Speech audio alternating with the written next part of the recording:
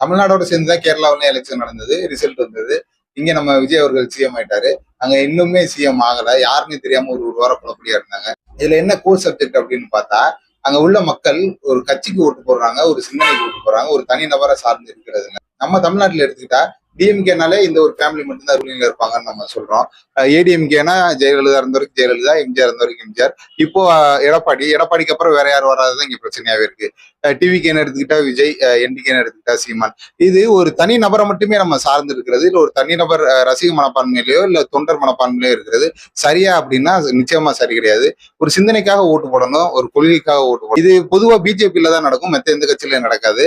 BJP என்ன பண்ணுவாங்கன்னா ஒரு தலைவரை மட்டும் எப்போதுமே நம்பியிருக்க மாட்டாங்க, ஒருத்தரை மட்டுமே சார்ந்து செயல்பட மாட்டாங்க. அவங்ககிட்ட ஒருத்தர் மட்டும்தான் சொல்லவும் முடியாது. இப்ப நரேந்திர மோடிக்கு அடுத்து யாரு அப்படின்னு கேட்டா அங்க ஒரு 10 பேராவது நம்ம லிஸ்ட் அவுட் பண்ணி சொல்லலாம். இன்னார்தான் இல்ல.